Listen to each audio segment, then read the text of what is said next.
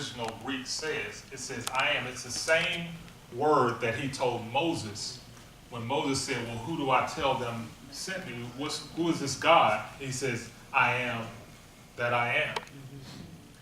Jesus said the same thing to them. He said, take heart. Don't be afraid. I am. Well, God, I am what? I am the same God that the last time you were in this situation spoke to the waves, spoke to the seas, and everything was okay. I'm the same God who you saw create or perform all of these miracles and open blind eyes and raise people from the dead. I'm that same God. I am. I'm the same God that sent you out 2 by 2 to perform miracles in my name, and you got the same results that I did. I am. So therefore, the moment you recognize that I am, and the moment you recognize that you're in a relationship with me, your fear should immediately stop because you've already been here before. You saw me deal with a tumultuous situation. You saw me deal with storms before. So what are you afraid of? Number 2 is that I believe when Jesus was praying in the mountain, his prayer went something like this. He said, Father, I gave these men a public platform merely to exhaust their flesh and the appeasing of their flesh when it comes to ministry. I wanted them to come to the end of themselves.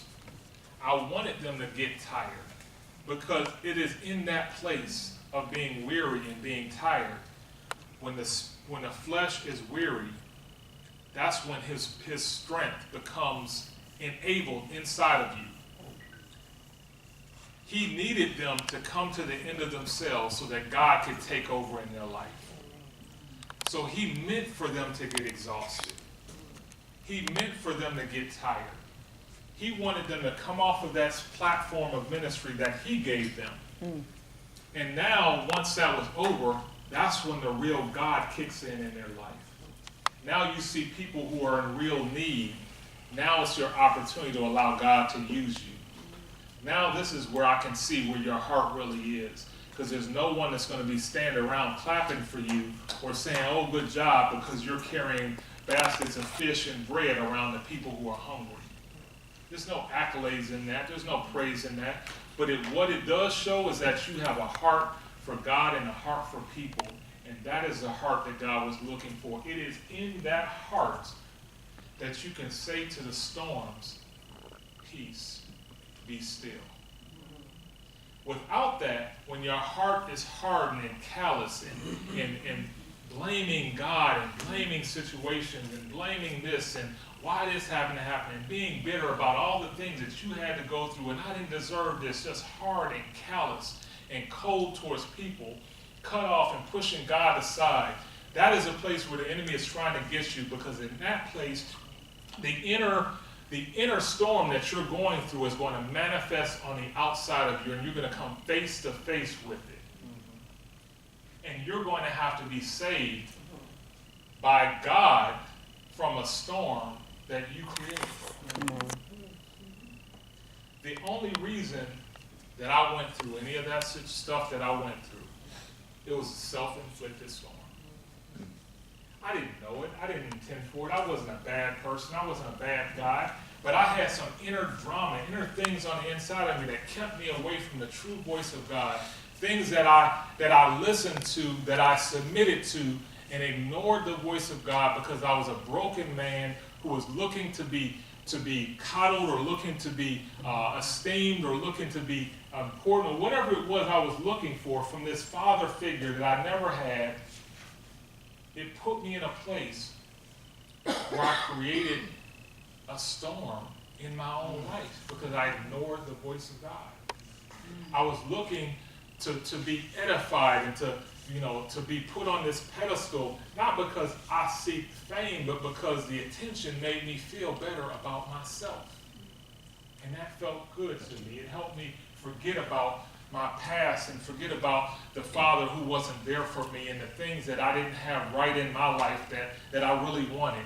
It made me forget all of that. And so I got to a place in my life where I realized this all makes sense now. God, this is not about me. The reason why I could get God's attention after that is because I truly, for the first time in my life, gave my whole heart to God. After being saved since I was 10 years old, doing all that work in ministry, preaching and teaching and doing all this stuff, counseling people, God didn't have all of my heart. He did. I was frightened. I thought he did. But when I got to that place where I gave all of my heart to God, my life began to change. Because when I got home, God says, now, you have the ability to speak to the storm. And to prove it, I'm going to give you a test.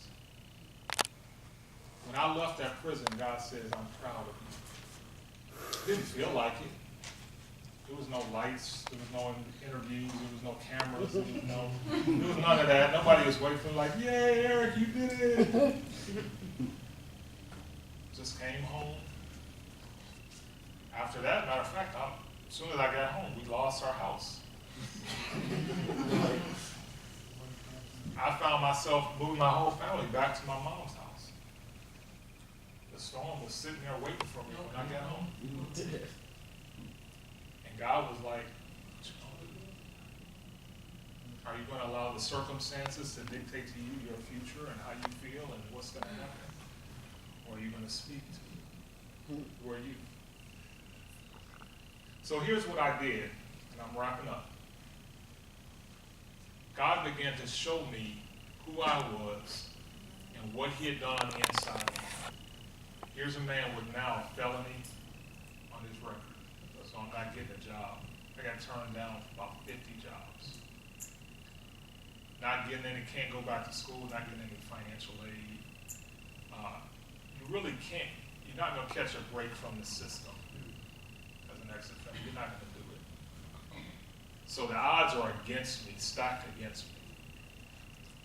So what I had to do after going through, and I tried in my flesh all the stuff I thought I should do. Once I came to the end of myself, I'm like, God, this is crazy. And I found myself one day in my closet. What do you mean my closet? It was my mother's closet. I was living with her. Praying in my mother's closet. My wife went to work, my kids went to school, and I'm like, oh God, woe is me. Throw my pity party. God, this isn't fair. God, I served you even going through this from prison, all that stuff I did for you, da da da. And at one point, God kind of snatched me up and said, are you going to speak to this storm, or are you going to continue to manifest it? What do you want? Well, God, I just want a house for my family. I want to go back to a neighborhood where my kids can go back to school, and I don't want to have their lives to be affected anymore. And I began to tell all that I wanted. And he said, go pick out the house that you want. God, I don't have a job. I have no money. I have no income at all. I have nothing. He said, I didn't ask you what you had. He said, go pick out a house. So I went and I started driving. I would drop my kids off at school.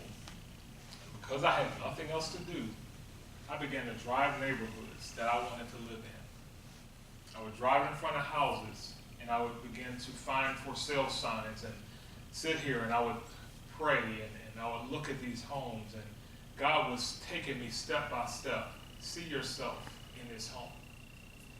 And I had 3 or 4 of them I had picked out, and I would drive and I would sit on the corner or in a cul-de-sac or wherever it was, and I would just visualize the home and see myself driving in the home and see myself coming out and opening the garage and walking through the house.